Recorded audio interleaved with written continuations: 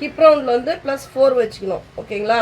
அது வச்சுட்டு front neck back neck. Front neck வந்து இது வந்து 4 வயசு பாப்பா இது, அதனால 5 இயர்ஸ் பேபி. இவங்களுக்கு வந்து ஃப்ரண்ட் நெக் வந்து முதல்ல வந்து 3 வச்சாங்க, 10லன்ட்டு 1/2 இன்ச் எக்ஸஸாக வச்சுருக்கோம். பேக் நெக் வந்து 2.5. இது ஃப்ரண்ட்டுக்கும் பேக்குக்கும் 1 இன்ச் டிஃப்ரென்ஸ் வரணும். ஓகேங்களா? இவங்களுக்கு வந்து ஆர்ம் வந்து 5 வரும். சரிங்களா? இதனுடைய கட்டிங் எப்படின்னு பார்த்துடலாம்.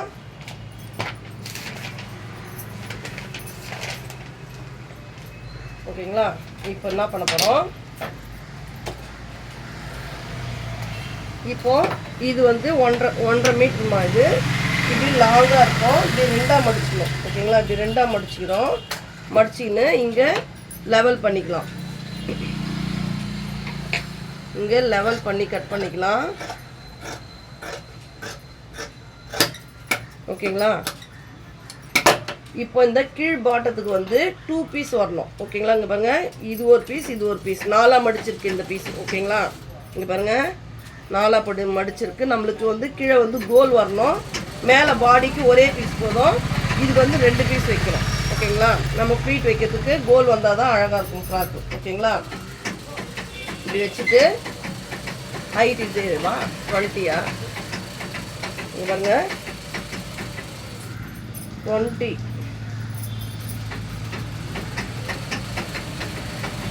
பாருங்க, 18 + 2 20, 2 பீஸ் வரணும். ஓகேங்களா? இங்கே மார்க் பண்ணிடலாம். அதே சேம் இங்கே 20 வச்சு இங்கே மார்க் பண்ணிடலாம். மார்க் பண்ணிவிட்டு ஸ்கேல் வச்சு கோடு போட்டுக்கலாம். பினோஃபார்ம் கூட இதே சேம் மெஷர்மெண்ட்டு தாங்க வரும். பினோஃபார்ம் கூட சேம் இதே 2 பீஸ் தான் வரும்.